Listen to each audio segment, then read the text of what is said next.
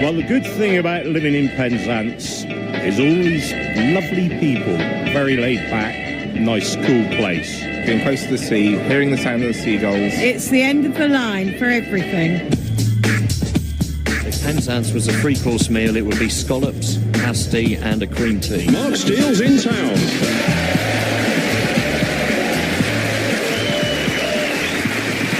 Thanks very much. Good evening and welcome to Mark Steele's in Town, which tonight comes from the Acorn Theatre in the town of Penzance, which is situated bloody miles away.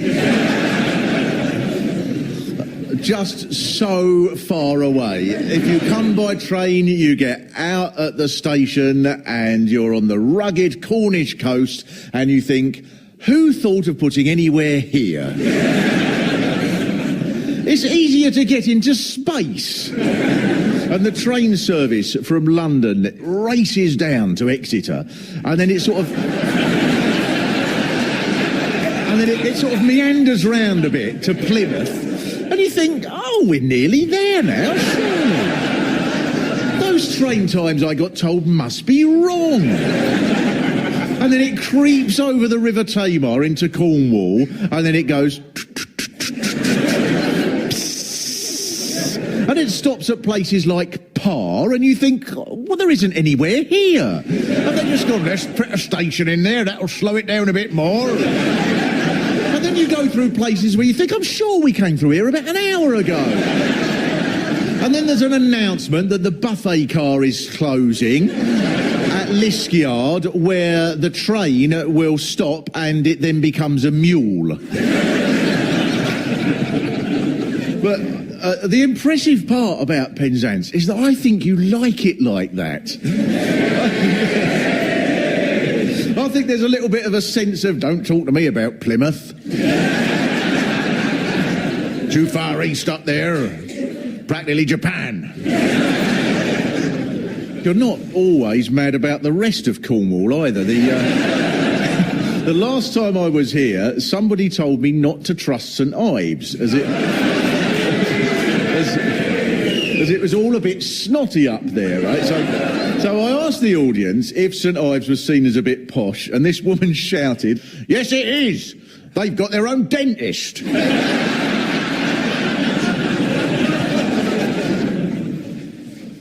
There is a sense as well that the ways of the rest of the country haven't quite made it down here. I was shown round one of the big pubs, probably can't say which one. It was all very nautical, very lovely, and full of character. And then the landlord took me into this one room and he said, women weren't allowed in here at all, up till about 25 years ago, before all this PC shit.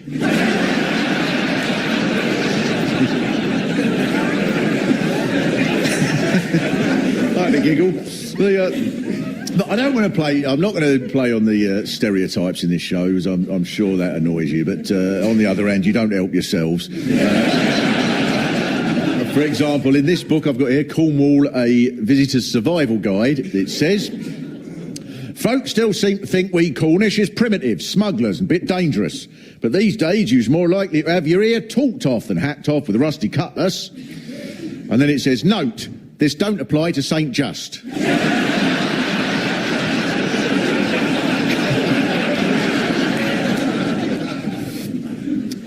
Penzance historically, of course, was a fishing town, and still is a fishing town, and a centre for trading tin. Now it's still got its fishing a bit, and in the summer it has a certain touristy charm. So the survival guide that I've quoted advises, fishing trips to Seal Island operate out of most harbours.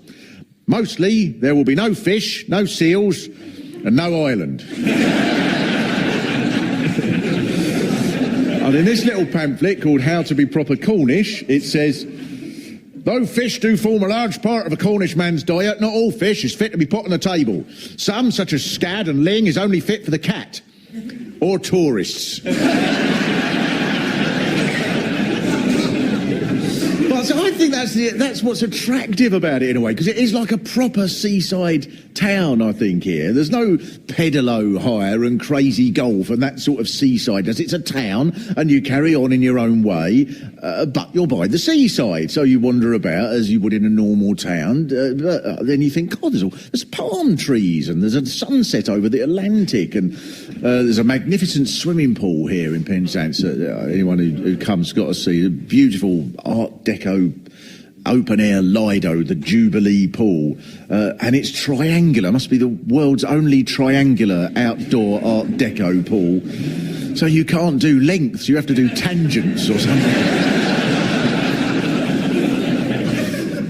And I went to Land's End, so I cycled to Land's End, which is about 10 miles from here, and the route to Land's End, I think, is all right. It's all farmy and smelly and hilly and lovely and craggy and all the things people like about here, until you get to Land's End itself, where I was thinking, oh, nearly there, nearly right at the very, very end, and it's going to be just a blustery cliff and some old rocks, and I'll stand there and have a poignant moment looking out west towards the Americas. And instead, there is the Land's End shopping mall. But better than that, of course, they have the thing that is a place like Land's End would be famous for, is they've got one of those famous signposts that says John O'Groats 874 miles and New York 3,100 and something miles. And I thought, oh, well, that'd be nice. I'll go and have me picture took out by the signpost in a minute. I had a cup of tea because I was freezing, and I went out there and the signpost was gone. And then I noticed there was a notice up that said to have your picture taken by the signpost, you have to pay £10, and then they leave at 5:30, and when they leave, they lock the signpost away.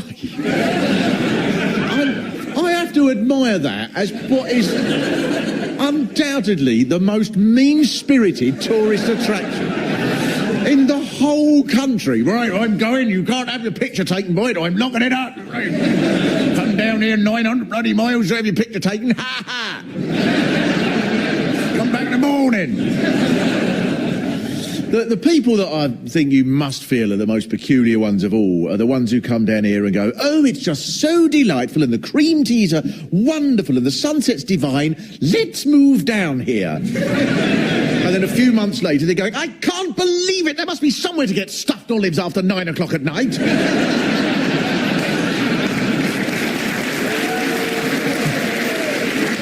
The estate agent certainly didn't tell me that it got dark in January. Oh! But some people that move down here obviously do get resentful. The detective writer Sidney Horler came down here to write in the tranquility of the area. But in 1949, he wrote, the Cornish hate the intrusion of anyone from outside.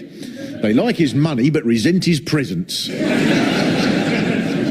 The kinder and more generous they are on his arrival, the more they will fleece him. They are a backward, illiterate and ignorant people. The foreigner is only safe if he leaves them alone. But now the thing about what he's written there is he wrote it in the Cornish Review. I think you must admire, though, the ones that come down here properly, don't you, and they stay, because they like the fact that it's so distant. And it gives that place a feel of being a bit naughty, which I think it has around here, a bit naughty and weird. So this is the place to come to if you want to do something a bit peculiar, like be a nudist tree surgeon or set up a pagan snooker club or something. Because, you know, the authorities will go, we ought to stop that, you know. No, I'm not going all the way down there. But it's not just the distance that makes Penzance so far away from London and the big cities. This is a slightly different country. There's all sorts of Celtic stuff that survived here because the Romans never really dominated Cornwall, never really got here at all, really. You can sort of sympathise with them, I think. They must have thought, we have done well, we have marched all the way from Rome, and now there is just this one last little bit in the corner to conquer. And then 3 days later, oh, it's going on forever. And then when you get out at Penzance station, there's this lovely old sign on a piece of stone that's saying welcome in Cornish. And you've got your own Cornish flag. And whereas most national flags of the world are some sort of combination of red and green and blue and yellow, you've got a little strip of a white cross and then black. But it's a very strange sort of nationalism, Cornish nationalism, very, very odd. For example, the early trade unions were part socialist and part Cornish nationalist. So according to my book on the subject here by Bernard Deacon, in 1847 the quarrymen went on demonstrations carrying banners of the red flag but with a pasty stuck on the end of the pole. I think that's class. And their song was probably the workers' flag comes highly priced with onions, beef and carrots diced. And, the Cornish rugby team, whenever it plays an important match, they kick a giant Cornish pasty symbolically over the bar before the start of the game. And I have to say, do you think it's this sort of thing that is the reason why Cornish nationalism has never really taken off? Other nations have 3 lions or an eagle, not a snack. And nationalist leaders are supposed to make speeches like, each of our swords will be sharper and more fierce than 1,000 of our enemies. Not, well, you can use ordinary pastry, but I prefer short crust. There's obviously some people who do take the nationalism very, very seriously here. I've been reading about Newlyn Fish, the Cornish nationalist party that's got quite a few councillors in the area. Apparently their forerunners were called Croethus Celto Kenuac, and in 1904 they declared their agenda was 1. To preserve from damage stone circles and beehive dwellings. 2. To keep carefully every national custom. Above all, the truly Cornish sport of wrestling. Wrestling? Is that truly Cornish? Wrestling? What, Cornish before anything else? You should take on the Americans then when they're doing it on the telly and they were going, you get, listen up, it's going to be Judgment Day. I'm going to whop his Cornish ass. I don't think so, old cock.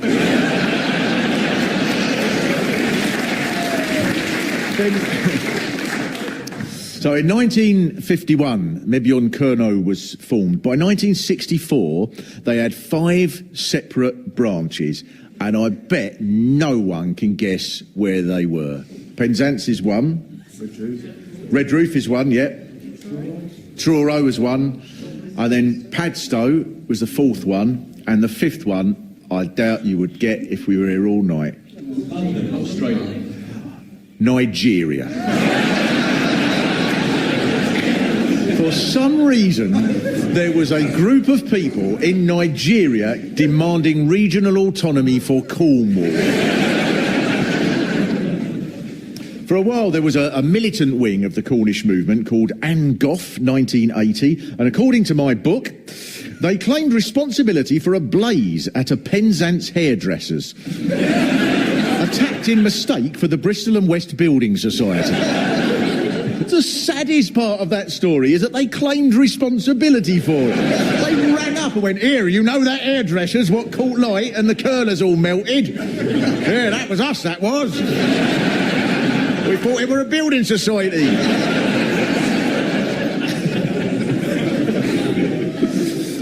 The part I find most fascinating of all, though, about the whole sort of Cornish movement is the language, because this area was the last place where most people spoke Cornish, was around Penzance.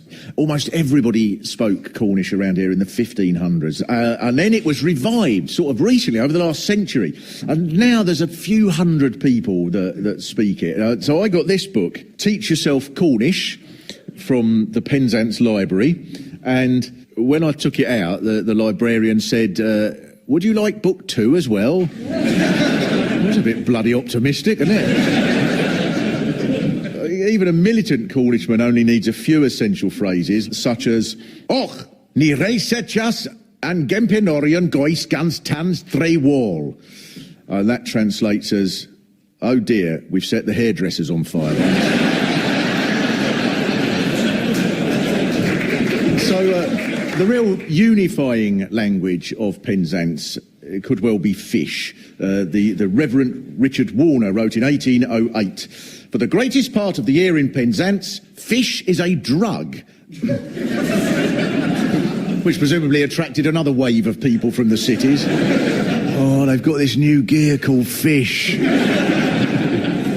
And when they heard you smoke them, they must have been round the bars of Newlyn. Oh, I'm looking for an 8 for pilchard, man. For centuries, the place revolved. What was that? Smackerel, very good. Very good. For centuries, the place revolved around pilchards, as far as I could see. In the 1800s, there was a common toast that went, "Long life to the Pope, death to pilchards." The job I think must have been most fascinating in the history of fishing here was the hewer, because the hewer would stand on a cliff, and it was his job to announce the arrival of the first shoal of pilchards for the season. And then he'd go through the town blowing a trumpet. And I'm sorry, I've got to say this, the evidence is building up that round here has never been normal.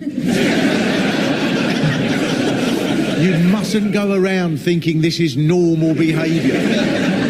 It isn't. To have a bloke on a cliff going, "There they are! The pilchards are coming, everybody!" And then all the town to go, "Hurrah! The pilchards are here! Raise your glasses! Long live the Pope! Death to pilchards!" In most societies, from far left to far right, that would involve anybody doing it being locked up for their own protection. It isn't right. But the biggest incident happened in 1896 and became known as the Newlyn Fish Riots. Newlyn is sort of on the edge of Penzance. And the Newlyn Fish Riots started because the fishermen from Lowestoft that were in the area had broken the local Methodist tradition of not fishing on a Sunday. And this gave them an advantage, so a riot broke out. The Newlyn rioters seized the Lowestoft men's boats and they chucked all their fish in the sea. So a Lowestoft fish dealer called Hobson sent a telegram to the Home Secretary asking for a gunboat to be sent down to quell the Newlyn rioters. And so the next day the rioters put the whole of Hobson's office on wheels and dumped it in the sea. The brilliant part about a place like Penzance, you get just all these stories of the sea that people convince you, or try to convince you, are absolutely true.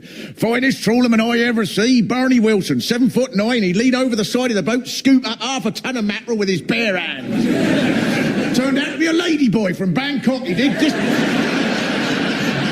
Disappeared all of a sudden. 6 months later, he was commander of Apollo 12. Went to the moon, came back with 3 ton of squid. True as I'm standing here.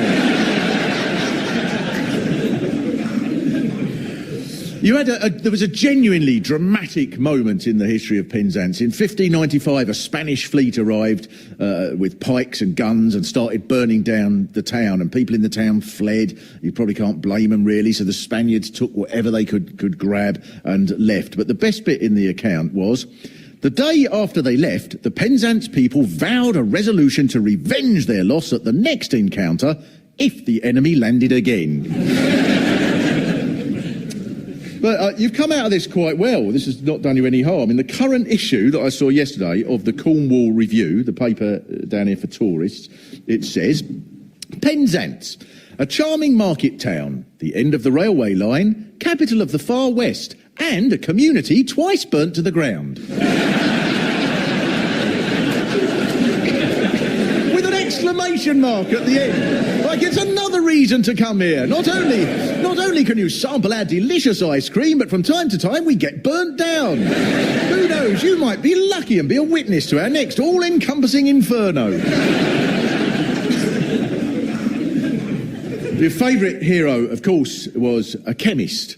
Humphrey Davy. There's a statue of him near where he was born in Market Jew Street, and there's a Humphrey Davy school. And Humphrey Davy was a scientist born in 1778, growing up at the time when the fascination with science was at its peak as part of this sort of radical new world.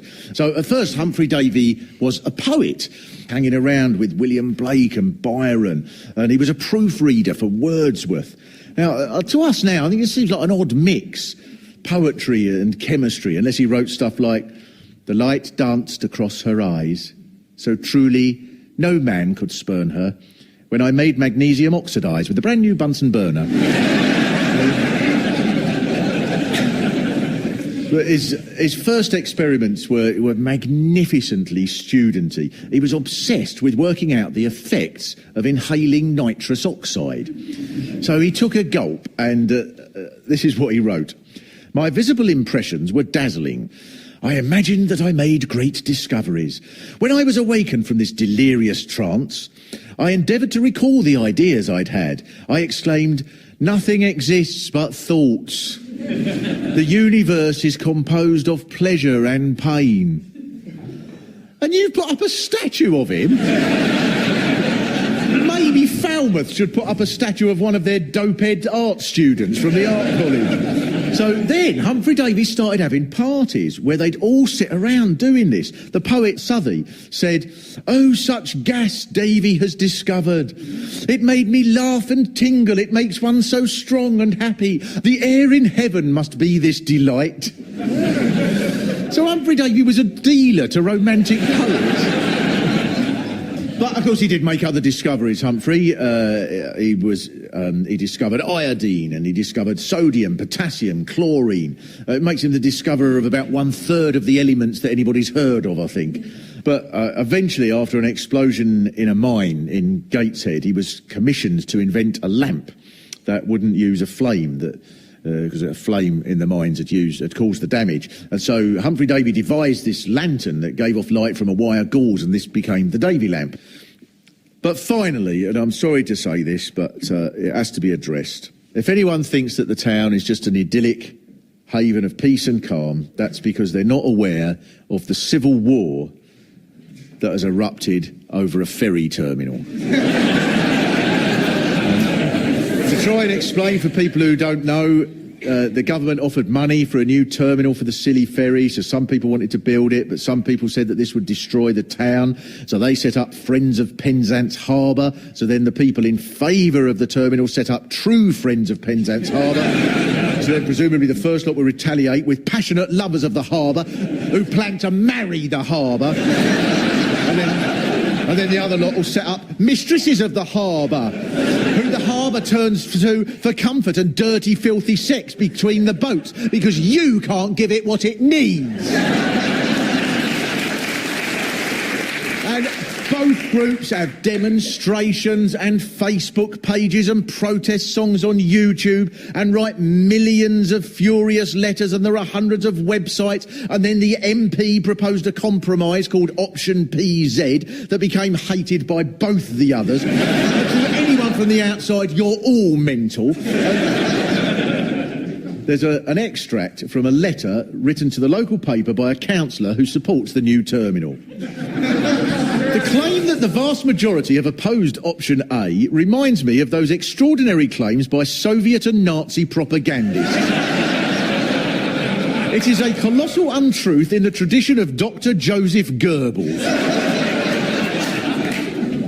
There's hundreds of pages of this sort of thing. Here's another one. John the Baptist, you will remember, foretold the coming of Christ. He spoke fearlessly against the politically powerful of the time and lost his head in the process. Well, some things in life must be spoken against and resisted. The council's tawdry decision to desecrate the harbour wall is one of them. John the Baptist, the harbour wall, where did you get there? How did you make that journey?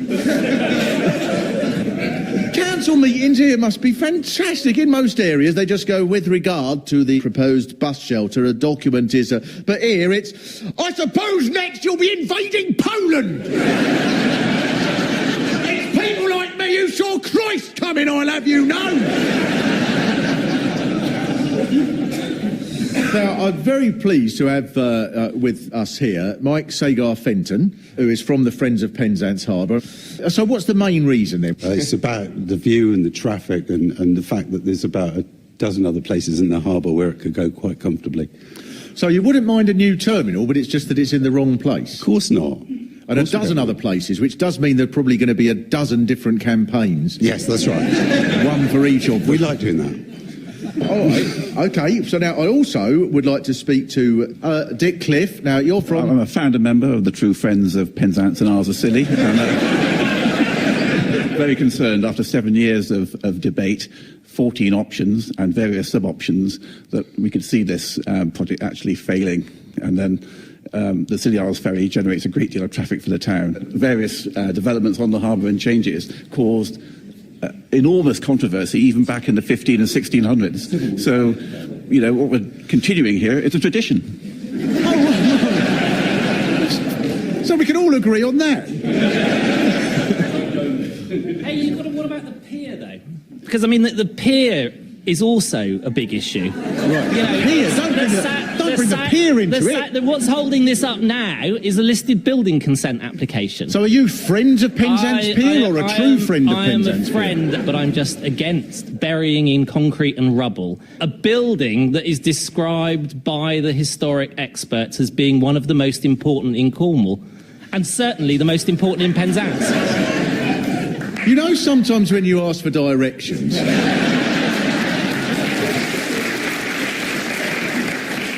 I mean, there's a bit of me that thinks, well, the silly ferry has gone backwards and forwards up to now. You know, why can't it carry on? But I'm afraid that if I did ask that, the answer I'd get was, yes, well, that's exactly the same thing as we heard from Saddam Hussein. So I'm a little reticent. So I'm not going to propose a solution, because that would just start a new faction. Although I can't help thinking that if you put all this energy into campaigning on other issues, you might at least get yourself a dentist. It's seductively craggy and a bit unkempt, I think, Penzance. There's like a rock musician at the end of a night. They're sort of tousled and a bit smelly, but that's what makes them attractive.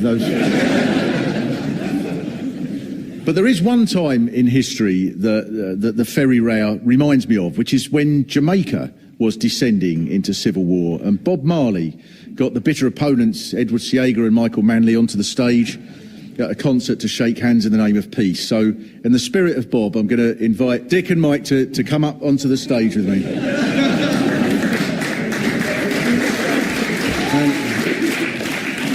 I'm sure you know the Bob Marley song, One Love. This is the new anthem, the new nautical anthem for the Isle of Scilly ferry.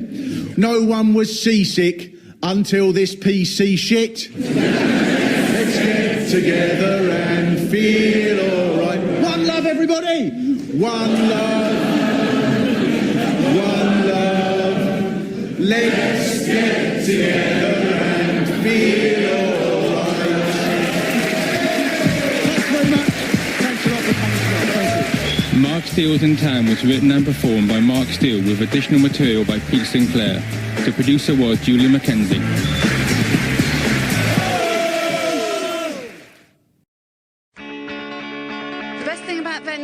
Lovely hills. It's probably the microclimate. It's botanical gardens. Crab pasties. Yeah, you can't beat it. Yeah, for hills. Should there be a tunnel to the mainland? Oh, that's controversial. I think yes. Absolutely no. Yes. Absolutely not. No tunnel to the mainland. Well, because I'm under 30, I think there should be a tunnel. The whole point of the Isle of Wight is that it's an island. I don't think we should be isolated. What's the worst thing about Ventnor? You genuinely can get mobile signal from France and be charged extra. In the summer it smells a little bit. It's the finest town in the country, if not the world. There's nowhere else quite like it. Mark Steele's in town.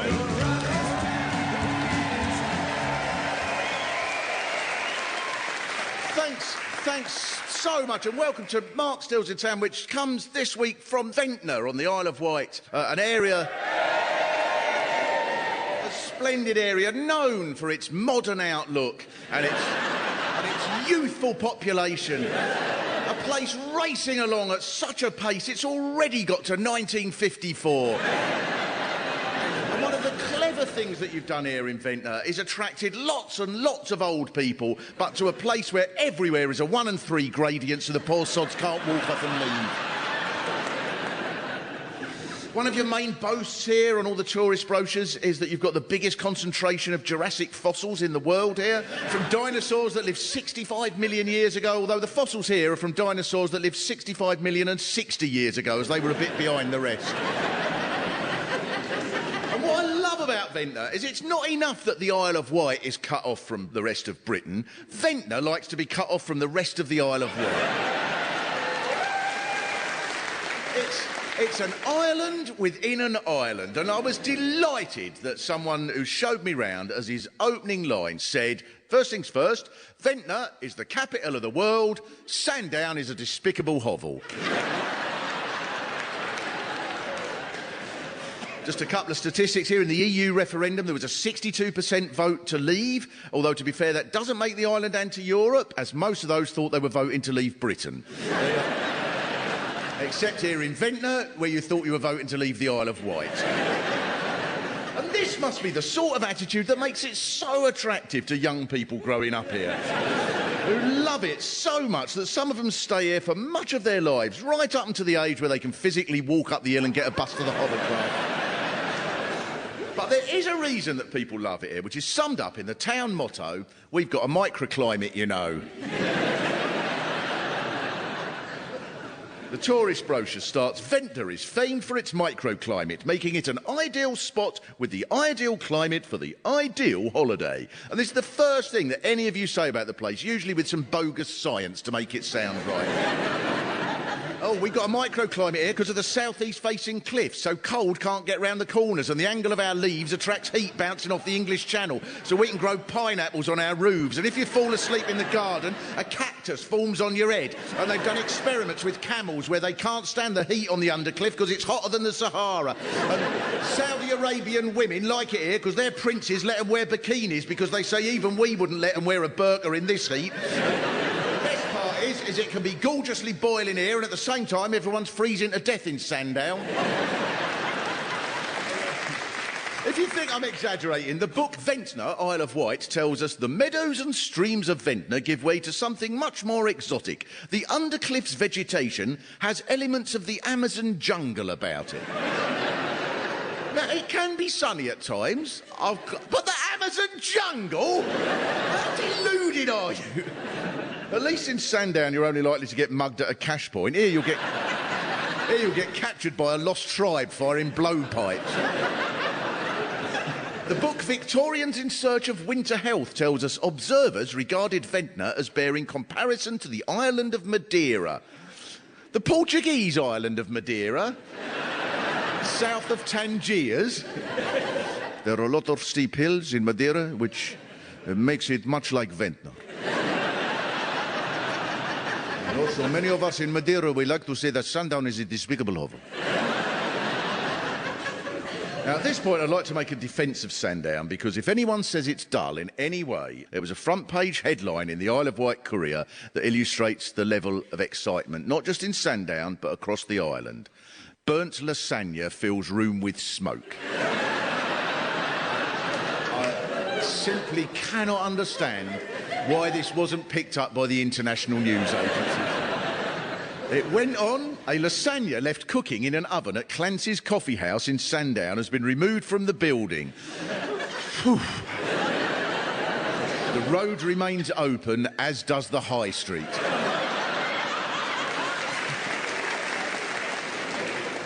But you have a naturally exciting town because you're blessed with a thrilling level of subsidence. What you lack in entertainment that can keep the young people from leaving, you more than make up for with the thrill of having no idea when you come home with your kitchen's fallen 300 yards down a cliff. According to Wikipedia, a significant area is built on clay. The ground is notoriously unstable and many buildings and amenities have been lost to subsidence. There is a local expression, we live near the sea and are getting nearer every day. Brilliant. Like when a guest says, can you tell me where the toilet is? You have to say, not with any certainty, no. It might be on the stairs up on the left, or it might be halfway to Guernsey. Who knows? Sometimes the Isle of Wight does make the national news, like the parents who took their son out of school because a boy in his class was wearing a dress and they said that made him confused.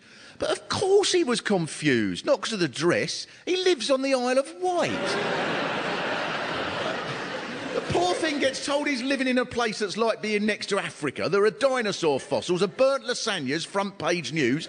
The boy in a dress is the least confusing thing he sees all day. There's so much excitement here. Apparently, even though it's 60 miles away and therefore impossible to see because of the curvature of the Earth, lots of you reckon that from Ventnor you can see France. And not only that, several people have told me this. You see it upside down. A columnist in the Isle of Wight Courier wrote, "What causes people to think they can see France from Ventnor is a freak of nature known as a superior mirage.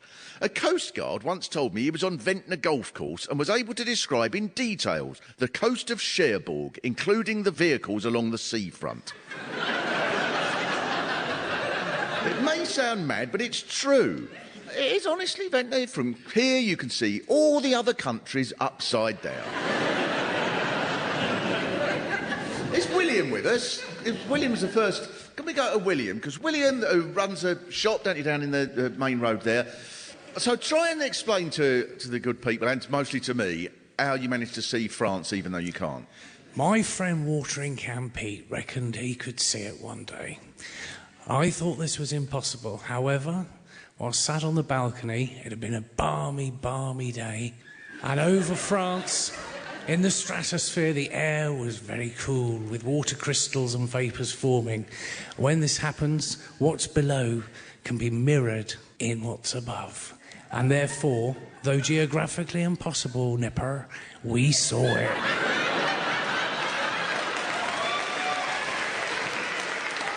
William, that's magnificent. Not only is that going to go out on this programme, it'll also be repeated in Book of the Week as a poem.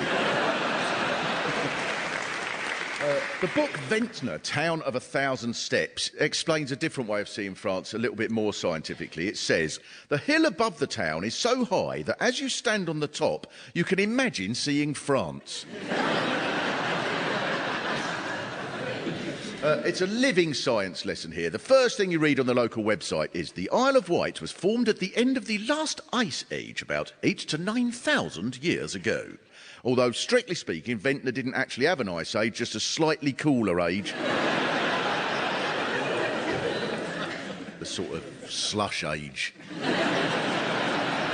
you had to put a jumper on in the evening.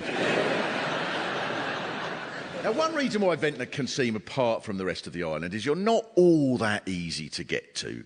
Do people come on the ferry or the hovercraft if you ever go? A little bit of a split. Most of us, 4 hovercraft, 2 ferry. The rest of you never, ever go that far. I love the hovercraft. It's so majestically tatty. It's like a bus. Just like an old bus. It just buzzes off the wall, vroom, onto the concrete. You hop on and it goes off again within seconds. And then it zips past everything to ride. And then you get straight off again. And then you're ready to enjoy the most luxurious railway network in the world. Beautiful, vast system of interconnected lines hurtling through the countryside at speeds that can reach up to 3 miles an hour. Wonderfully crafted seats that are so well designed they even managed to bounce up and down when the train stood still. I love that train. It was bought off London Underground, but it's not a recent tube train, it's one from the 1930s, making it a full 20 years out of date even for the Isle of Wight. Rattles so much that if you're just looking down and reading, you think you must be whipping through the island and liable to take off, while people in Cherbourg go, my God, there appears to be an upside-down flying underground train. But then you look up and you're barely moving while it's going clang, and if you find a newspaper on the seat, you expect it to tell you the king's abdicated. It's brilliant. But even that train doesn't get you to Ventnor because there used to be 2 stations here, but the whole line was shut down in the 60s. So now the train only goes as far as Shanklin, which means Sandown has a station, but Ventnor doesn't. So it's It's a good job that there's no sense of rivalry between any of you in any way. Well, that might be a source of some friction. So to get to Ventnor, you then need to get a bus. But luckily, the bus goes 2 or 3 times a week and travels along roads that are so wide, some places they're nearly as wide as the bus. But it's even more complicated than that, because most of these little roads let you get 9/10 of the way to your destination before thrilling you with a sign that says road closed. Which means the journey from Newport to Ventnor is slightly more complicated than travelling across occupied France in 1941. Which, by coincidence, from the top of the hill on a clear day, you can imagine. But now, of course, the debate is whether you want to remain an island, because there's an argument about whether you should build a tunnel or a bridge. So, what do we think here? Are we... tunnel? Some tunnel, some bridge. Who wants neither? Build a wall instead. Build a wall. When Trump gets exiled, this is where he's coming. And who's going to pay for the wall? Sandown's going to pay for the wall. But this issue seems to divide the island. There was a debate in the newspaper with a poll that showed 60% in favour of a tunnel, and a comment section full of thoughtful debates such as this, right? Honestly. This was a real comment. So build a tunnel, and then anyone can pop over when they like to our nice quiet little place to have a few break-ins and get home before anybody knows they've been burgled. This is a wonderful argument. And then he goes, what have you got to nick? Here, there's nothing worth nicking. It's 1954. They get home. What did you get? I got some corned beef and a mangle.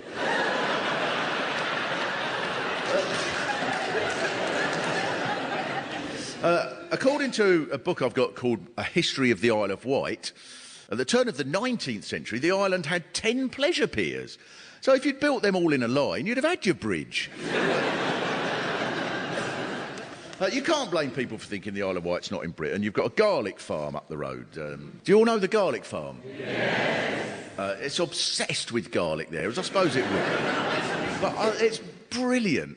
Everything they've got is just packed full of garlic. There's garlic ice cream, garlic beer. You can probably get garlic bananas, garlic Ventolin inhalers. 3-piece sweets made out of garlic, garlic dominatrixes that beat you on the arse with bulbs of garlic. There's a garlic recipe book there, and Ventnor gets a special mention with a recipe for Ventnor rock salmon that goes: marinate fish in lemon and cumin seeds, add 650 cloves of garlic, place in pan and leave outside in microclimate for 40 minutes. The most important role for the garlic farm could be its medicinal role, because the book claims that garlic is more effective than antibiotics, cures colds, prevents Alzheimer's, and its most well-known benefit is to fight off cancer with no side effects. I expected to go, if our farm had been around 65 million years ago, the Isle of Wight's dinosaurs would still be with us.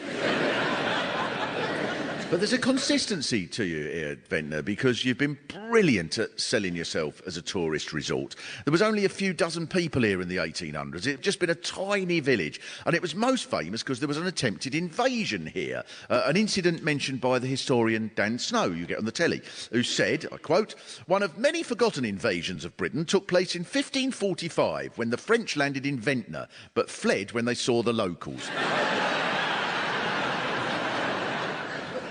And Ventnor became one of the first beaches to operate bathing machines in which ladies could climb inside a sort of box thing which was wheeled into the water so they could take off some of their clothes and nobody see anything bare, which is a marvellous attitude. Even ISIS only insists women should cover themselves with a bit of cloth, not a whole box. And, one day, it is recorded, a woman's bare ankle did slide outside the box, and a couple from Freshwater had their kids removed from the beach as it made them come through. Now, at this point, I'd like to introduce Jodie. Is Jodie about? Because Jodie, you're from a family that goes back a great deal of time. I am, yes. In Ventnor, and particularly on the beach, is that right? I am. Our family's from the beach since 1830. So Right, quite a while. and so there are a number of families that have been... There was the Blakes and there's the Spencers. There's only the Blakes that are there now. Right, so did you see them off a bit like the Corleones? Best ones won, you know. And was it sort of smuggling? Smuggling was the big thing. We were Irish smugglers. We were Irish pirates, and we came over and we got shipwrecked on the Isle of Wight, and that's why we're here. That's cool. We were Irish pirates and smugglers. We were heading for France, but we got all upside down. So. So this was at the time that Jodie's family and the Blakes were starting to build it up as a resort. Then this was when Ventnor became the Ventnor that we know, and it became famous and known as cultured, and the whole town designed to look classical. For example, I asked on Twitter if anyone had any experiences of Ventnor, and someone called Spodcast replied, "The public Kazi by Boots has lovely Art Deco floor and wall tiles." As I discovered when my son had an emergency poo there earlier this year. So how can anyone say there's nothing for kids to do round here? Look at this article on a British Telecom website called The 6 Wonders of the Isle of Wight. It mentions Carrisbrook Castle and the amount of garlic grown here, which is all interesting. I'm not sure it qualifies as wonders, but, you know... For one of the wonders of the Isle of Wight, it says, escalators are scarce. Up until recently, the Isle of Wight had just one escalator. Simon Haytack on Twitter wrote, "When BHS came to the Isle of Wight, we at last had our first escalator. People went up and down it all day." It must be fantastic being here. There are loads of real wonders here. You've got a paddling pool shaped like the Isle of Wight, where you can hear parents shouting, "Don't stand on the Ventnor bit, it's got a microclimate, you'll burn your feet." It's hard to see why the young should feel they're not a priority here, especially when you get attitudes such as the one expressed in this letter to the Isle of Wight County Press. "I recently had the idea that if you were born on the island, you shouldn't be allowed to leave until you're 10. We took our 9-year-old grandson for his first trip off the island to attend the flower show, and he was miserable. His mother believes it's because we took him to a gardening event, but I'm sure it's because he disliked the mainland." So now I'd love to introduce Emily from the County Press. So what other ones do you get in? You must love it when the letters come in. Yeah, we had a really good one recently about a guy who was scared of extra strong hand dryers. Quite frightening. Now, what was his reasoning? Well, he had this amazing phrase. He said, "The air left imposing ripples in the flesh of his hands." And it really stuck with me. Every time I dry my hands, I can't help but think of it. I just think of Derek from Binstead. The best bit was that he sort of blamed the EU. Yeah. What was the one about someone's MOT? Oh, yeah, that was my MOT. My car failed its MOT because there was a red squirrel living in the bonnet. It's fine. That's so brilliant, the Isle of Wight. Yeah, they put it on the MOT failure certificate as well, so just so I have a permanent record. Thanks very much for that, Emily. That's brilliant. Thank you. It does feel everything in Ventnor has to be separate from the rest of the island and the rest of the country. Even your squirrels have to be different, living in cars. And Ventnor is all about red squirrels, not your normal, miserable grey ones the rest of Britain makes do with. In fact, there is a law. It is illegal to bring a grey squirrel into red squirrel territory. The penalty is 2 years imprisonment or a £5,000 fine. So there'll be someone in a cell, probably in Parkhurst Prison up the road, where the Crays went, "What are you in for, Smudge?" Smuggled a grey squirrel on the hovercraft.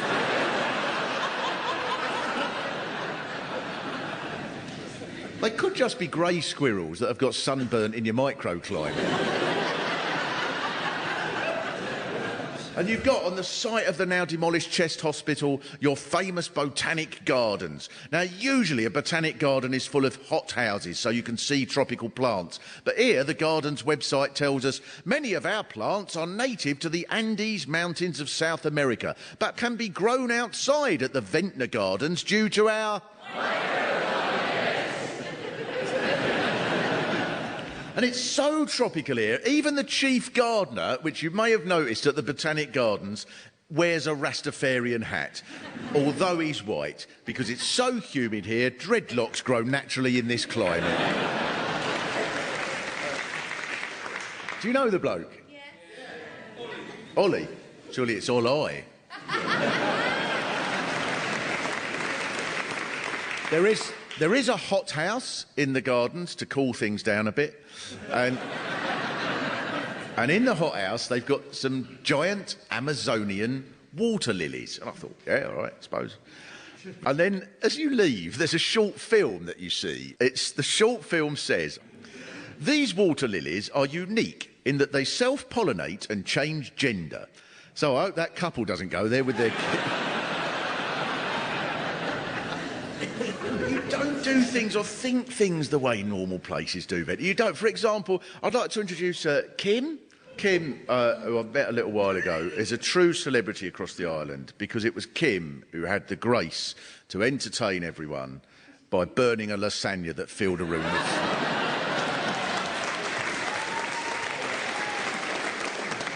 Kim, can you just run us through that momentous day?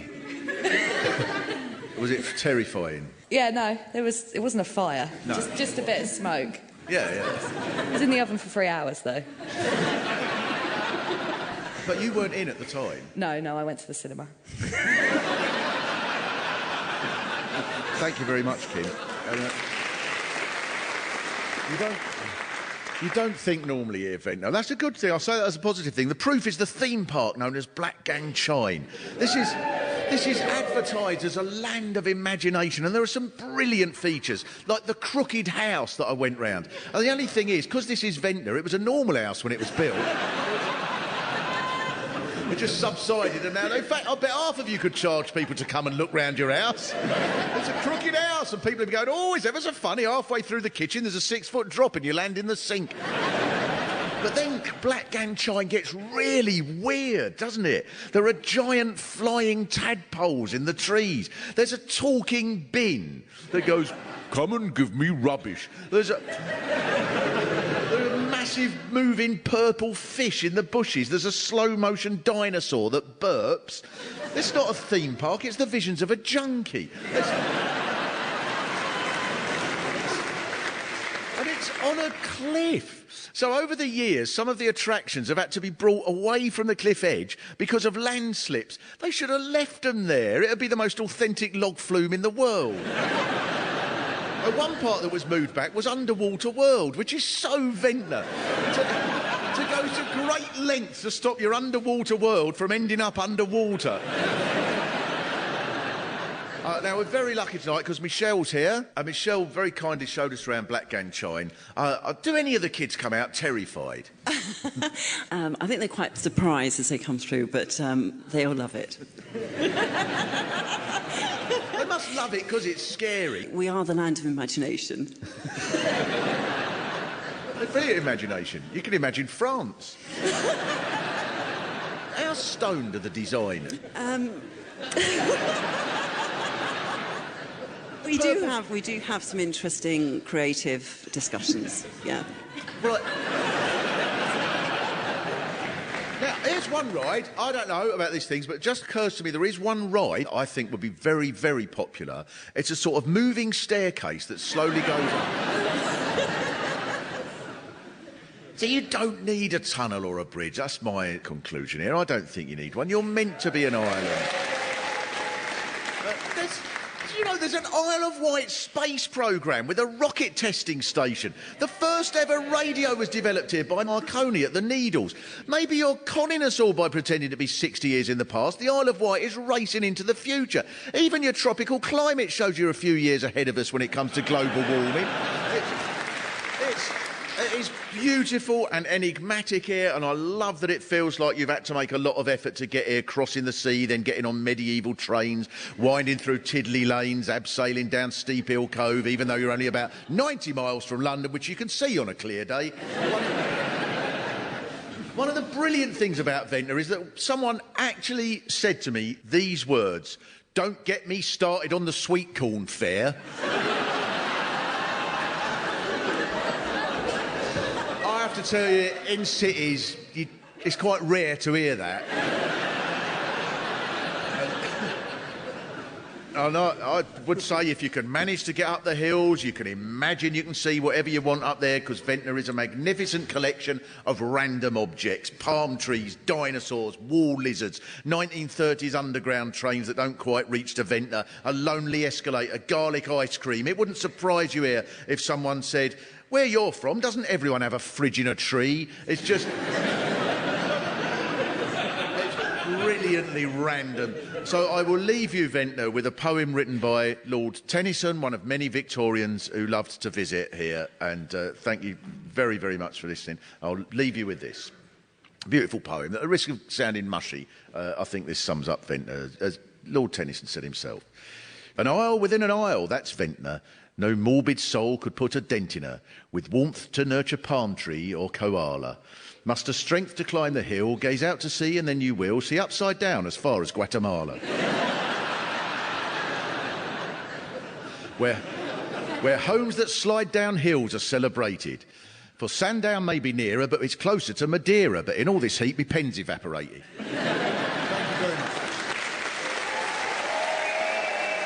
Mark Steele's In Time was written and performed by Mark Steele, with additional material by Pete Sinclair.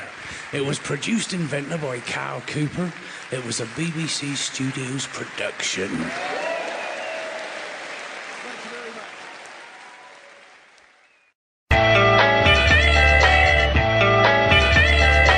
Oh, living in Berwick country is just amazing. Berwick is a beautiful town. It's got a lot of history. I've spent part of today, to be honest, instead of working, which I should have been doing, looking out and just seeing the gammets. If Berwick was an animal, I think it'd be an octopus, because it looks quite simple just lying there, but when it moves in all directions. Mark Steele's in town.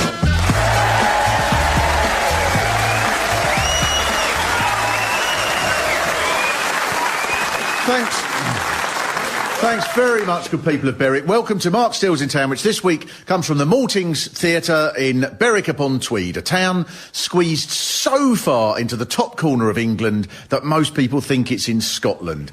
In fact, Berwick has famously swapped from being English to Scottish and back again 13 times. And apparently, when it became officially English the last time, the mayor said, "Thank Christ for that, I couldn't stand another bloody Scottish winter."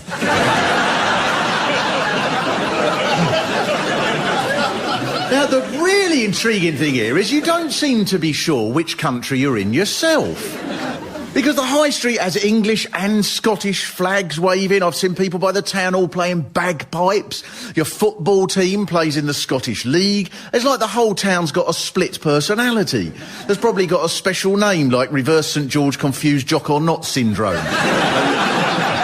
And if Channel 4 hears about it, they'll make a documentary about you, where a shrink says, "How are you today, Berwick?"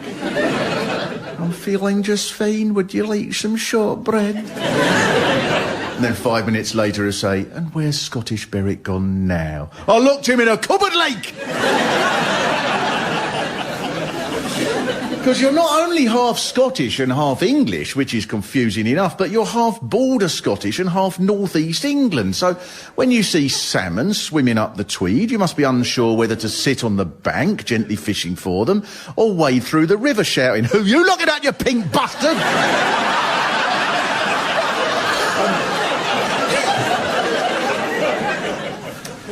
Berwick is north of half of Scotland, it seems. It's only 4 miles, something like that, south of Edinburgh. And the brilliant thing is... How far is it then? It's not 60 miles south of Edinburgh, it's 60 miles from Edinburgh.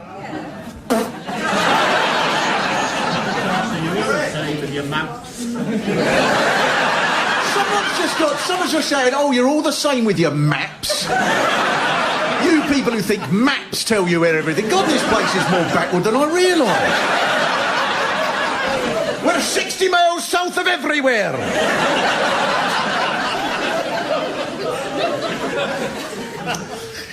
The bit that surprised me most when I was being shown round was, at one point, I was told, well, that's it, we've been right round the town. And I said, well, we haven't been over the other side of the river yet. Exactly, and I was told, that's not Berwick. South of the river, Tweedmouth. And then there's a bit the other side by the sea that isn't even Tweedmouth, it's Spittal. Now, I really don't want to sound like I'm talking out of turn, Berwick, but this little town you've got isn't big enough to divide into 3 places. If you've got a big area, like Japan, you can give the towns different names. People say things like, I've got to go to Tweedmouth, as if it's somewhere else. Rather than somewhere you can lean across and touch. The journey from Berwick to Tweedmouth just really wouldn't make much for an explorer's tale, I'm afraid. As we set out from base camp, Captain Didworth began a prayer that we may overcome whatever obstacles may lay on our path and arrive at our destination of Tweedmouth. Dear Lord, he said, but at that point Evans interjected. We're here, sir, he said. We've made it. So, who's here from Tweedmouth? Anyone? Right. When did you set out? I walked over the A1 bridge today when the wind was up, and that is an extreme sport that they should have on Sky Sports too. There goes Mrs. Mulligan into the Tweed with her shopping. What a fine effort from the plucky pensioner from Castlegate.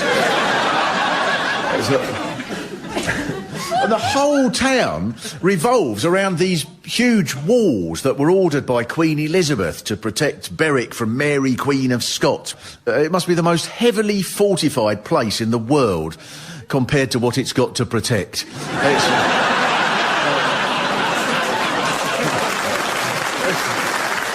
Right, we've got walls, concealed moats, beacons, forts, cannon. No one's going to touch our Scottish 3rd Division club. And close down Cockle Shop. There's the pub called the Brewer's Arms, but one local person did tell me that he was in the Brewer's Arms once and he was telling someone his new phone number, and when he finished, the other bloke looked at him with this menace and went, that's a gay number, isn't it? That's a hard pub, isn't it? If your phone number's considered soft. Even in London, I don't know any pubs where they go, his number's got a 6 after a 7, he's bent.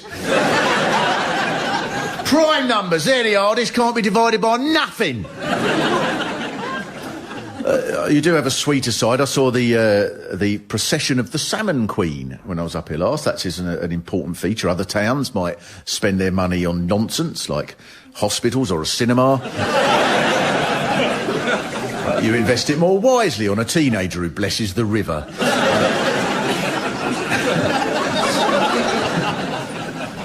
Now, there is a lot of the writing that comes from Berwick is a little on the macabre side. There's a gravestone of a woman who fought against the English at the Battle of Ancram Moor that goes, I quote, "Upon the English loons she made many thumps, and when her legs were cut off she fought upon her stumps." It's not a normal place, is it? I bet around here the park benches have things on them like Mrs. Amy Tidbrook, 1902 to 1989. She'd kick you right in the face. Now, this is the bit that's tricky, because I have tried to follow the history of all the wars, but it is complicated. For example, in 1215, King John wanted to get hold of the place, so he burnt the entire place down, and his soldiers had apparently been given lessons in how to torture people. Now, according to the Berwick History Guide, this was following one of his rages when he would eat straws and small sticks. Now, in my book, The History Guide, it tells that story in a chapter called The Golden Years.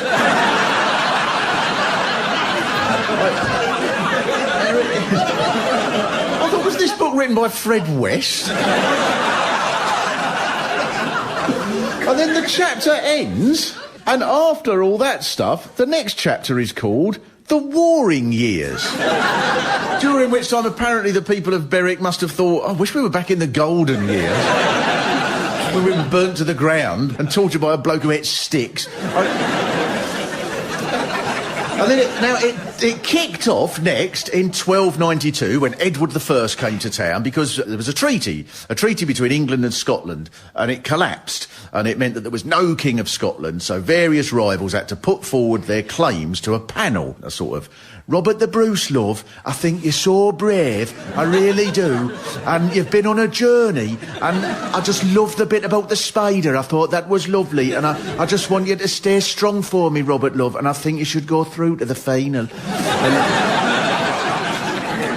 And now, Edward chose John Balliol to be King of Scotland on the understanding that he would do what he was told, but instead of that, he joined the French in attacking England. So Edward destroyed every building in Berwick, including the churches, and would you believe it, this policy appears to have left a slight air of resentment. But the one good thing, at least world powers learnt from this and never did anything like it ever again.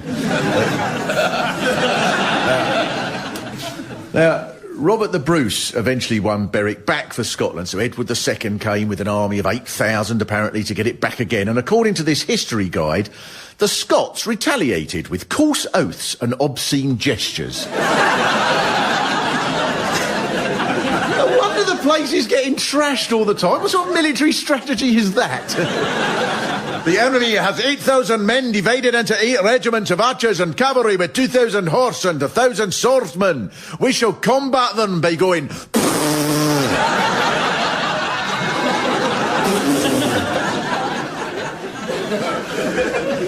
Berwick's most famous war, of course, is the one that involved the least fighting, because it is widely believed that for the last 160 years, the town has been at war with Russia.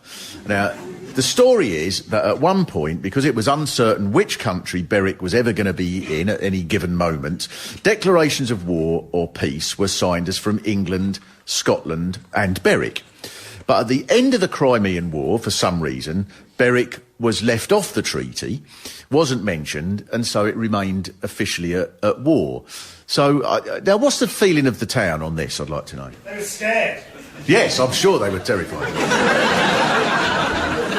They've got all your maps and they kept landing in the wrong place. There's 4 miles south, there is 60 miles. I mean, I think anyone reasonable would hope that this story was true, because it is so brilliant, and would hope that one of Stalin's speeches at some point at the Presidium of the Politburo went, "We must crush the running dogs of Berwick. The imperialist pigs of the Brewers' Arms will be smashed like a bug." The thing is, you don't know what they were thinking, you know. There might have been years when the Russians were terrified and millions of Russian kids would get up at night. "Marmy, I can't sleep, I'm worried the people of Berwick are coming for us." There is one part of the story that is definitely true, which is that in 1966, the London correspondent of the Soviet paper Pravda came to Berwick, and in a ceremony at the town hall, he officially declared peace.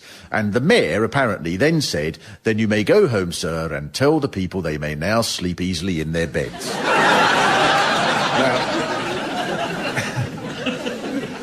Now, what we did was we wrote to the Foreign Office to ask for clarification on the issue. And I have in my hand a piece of paper. At first they said, I swear this is true, the Foreign Office wrote back saying, "We're looking into this. The Crimean War isn't a war we regularly get asked for lines on." Eventually they did send us their line, and this was it. "If Berwick-on-Tweed is at war with Russia, they certainly haven't informed us."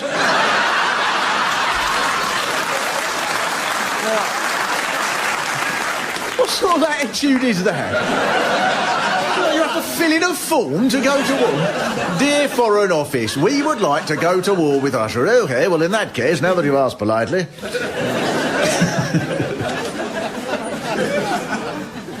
Now, there is a sort of different history about the other side of the river, the Tweedmouth side, that suggests that they had more fun, to be honest. For example, this is from the history guide here.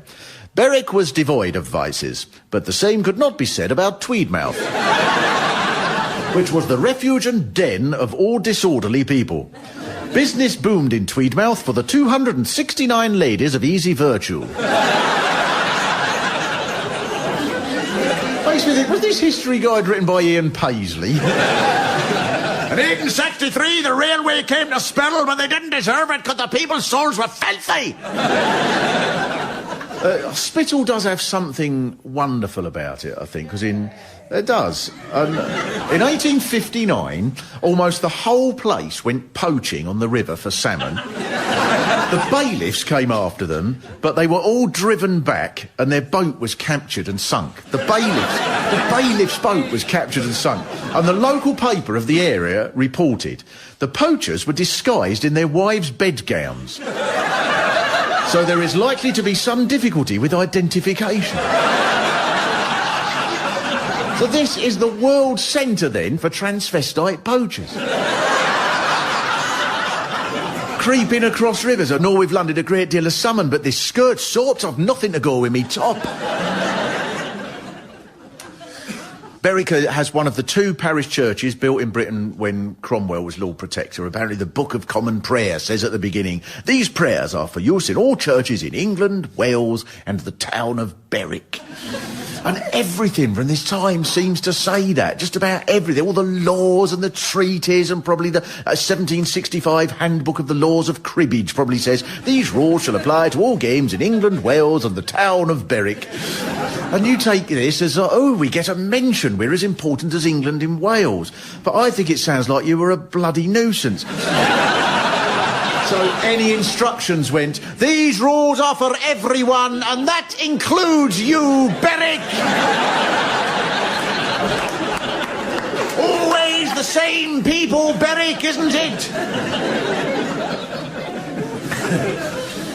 One of the consequences of all the battles here is that apparently the place is full of ghosts.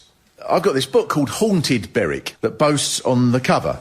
This book contains a terrifying collection of true-life tales from Berwick. So to start with, there's the story of the Phantom Piper of Berwick Castle, which is now part of the station, who apparently patrols the battlements. And the chapter ends, I asked the staff at Berwick Station if they had ever heard or seen the Phantom Piper.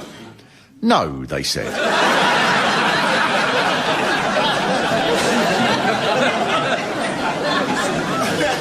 Then he goes to the site of the Battle of Halidon Hill in 1333, where thousands were killed. So he goes all round the area and eventually he takes Derek from the National Trust, who I met yesterday, who helps run the site. And the chapter ends like this. I asked Derek if he could tell me about any of the ghosts said to haunt this blood-soaked terrain. He said, no. You'd think there would be some with all the dead people here. Then he goes to the Victoria buildings on Bridge Street. But at this time, he says, perhaps it was a ghost hunter's instinct. But I ventured in and inquired about any potential residential ghosts. And I was told the place was haunted. My hunch had proved right. So I thought, at last, the book about ghosts has got a ghost in it. And the chapter ends like this. One man who worked at a shop in the building said, every time I turn the corner, I see a gentleman ghost and say good morning to him near the old tunnel. Come with me, he said. But it's pitch dark down there. Be careful. As we ventured into the tunnel that leads to Sandgate, I felt nervous. Who or what would I bump into down there? I asked how much further down the tunnel we would go, and the man said, I've been pulling your leg. Do you think I'd work here if there were ghosts?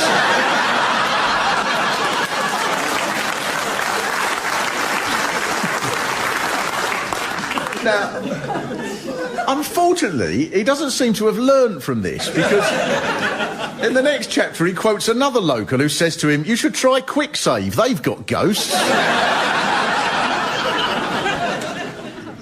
Now, a place that is genuinely spooky in a very exciting way is Lindisfarne, just down the road About 60 miles south of here. Lindisfarne, or Holy Island, just down the coast. Now, the reason this place is so peculiar, I'm sure you all know it very well, it's because there is a road to the island, but every day when the tide is high, the road gets submerged. Now, this provides huge entertainment. Because about once a month, a tourist decides he can make it across during high tide, and he finds himself in a Ford Orion floating across the North Sea. Now, this is a political issue because there's been a proposal to install barriers, right, so that at large periods of the day people won't be able to cross, you know, for several hours before and after the tide comes in, to make absolutely sure. And you have to visit the place to grasp the strength of feeling there is about the proposals for these barriers. I spoke to these two lovely ladies who run the gift shop. Oh, I'll tell you what, there's anything you want, I'd love to help you. It was so helpful. And then I mentioned the barriers, and one of these sweet women went, these people putting that forward, well, they need a slap.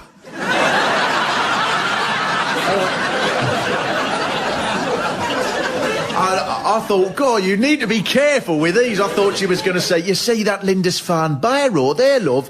Have a good mind to jab that in the councillor's arse. And see that porcelain puffin? I'm going to use that to gouge his eyes out, like.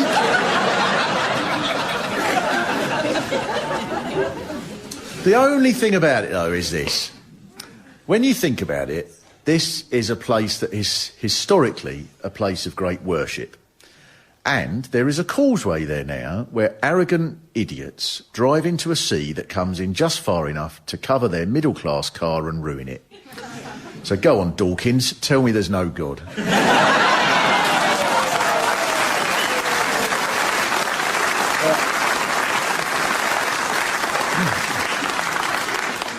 The nature of Berwick can probably be summed up by your football club, Berwick Rangers, that famously plays in the Scottish League.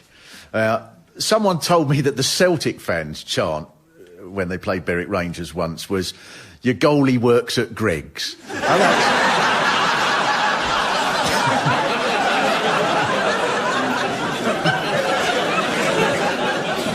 I think it'd be brilliant following Scottish third division football teams. I heard about a fan at one game who shouted at one player, "You shite! And your dad's chips are shite and all!"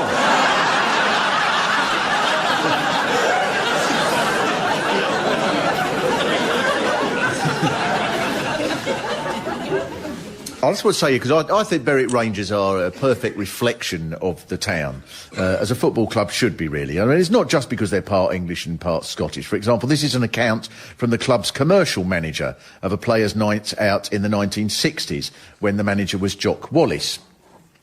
Midfielder Kenny Dowds, all excited, said, Jock, great night, huh? Jock never said a word. He just punched him.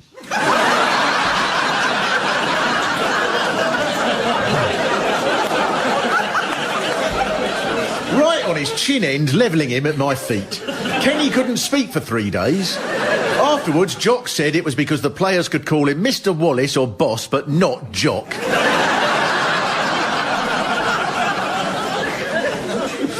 Now, we're very lucky tonight because Martin is with us. You edited the fanzine, am I right, for Berwick Rangers? Yes, that's right, yes. The long lost and lamented From the Grove to the Harrow, yes. Yes. So was it was popular, presumably, amongst the terraces? Yeah, we used to sell, 4 or 5 copies a month, yeah. Now, one thing that I think no one would imagine as you sort of hurtle past on the train on the way to Edinburgh, looking down at the sort of nice little Berwick, there is a whole sort of dialect of Berwick up here that is unrecognisable almost anywhere else. So, Martin, I mean, could you sort of, for example, give us a sentence that would only be understood in Berwick? I've written a little paragraph here. OK. For lads, somebody chewed my body screeve with the chavies and the jugal in the back. I dicked them and I belted off after them. But by the time I catched them, my peeries was nyamming, I was pagged, and I was first convinced with a yagche.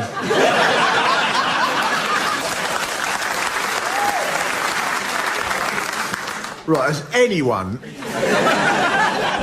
got an idea what that means? All of you?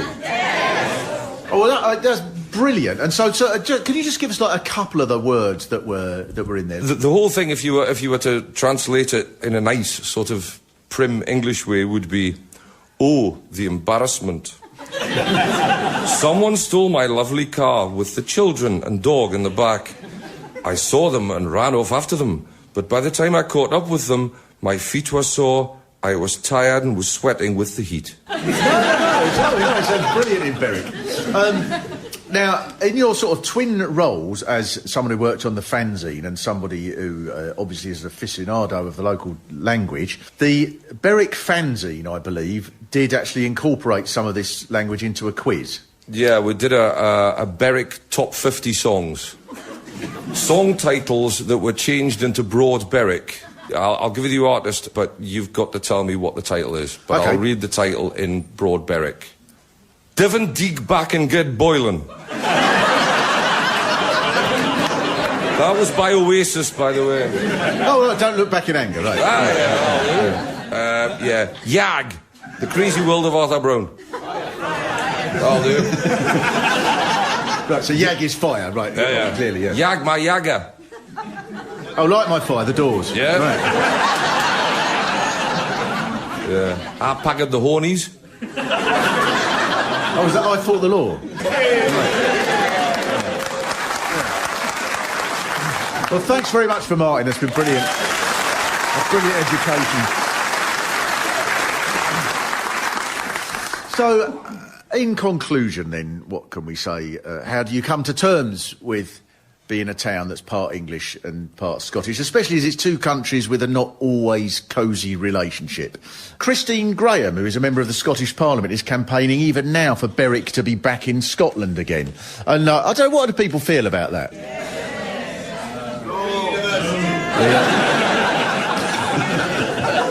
I think it must be sort of all the arguing that goes on. It must be like having squabbling parents who've split up and they use you to get at each other. And I reckon you could get whatever you want if you think about it. You could say to the government, we want our own dolphinarium. Well, you can't have that, Berwick. It'll cost a fortune. Right, then we'll go and live in Scotland. They said we'd all right. And the solution, I think, is that social services should come round, take you away and make you live in Holland. The common answer, though, and I think this is the most important bit, the most common answer that I hear to whether people are from Scotland or England in Berwick is, I'm from Berwick. And most people here do seem to love the place, which I can quite understand. There are seagulls and there are lighthouses and there are still places that carry out medieval customs that were abolished 1,000 years ago in other rational places. And it may be that because of where you are, then you have to be more distinct than anyone else in Britain because you're Berwick and you don't belong to anybody. And so the long-term solution, I think, is that you should declare independence from everybody and be a country on your own, with your own constitution. And I've written a draft of a constitution. We, the citizens of Berwick, hereby decree that we are a nation unto ourselves, not part of England or Scotland, or Tweedmouth, and definitely not Spitter. We declare that Berwick Rangers will withdraw from the Scottish League and henceforth play in the Premier Division of the Berwick League. Whereupon they shall be the only team. We proclaim the right of citizens to defend the borders of our nation by making obscene gestures. The Constitution shall be enacted from this day in the year 2488, which is a proper man's number. And finally, PS, First Amendment, we hereby declare war on Russia. Thanks very much.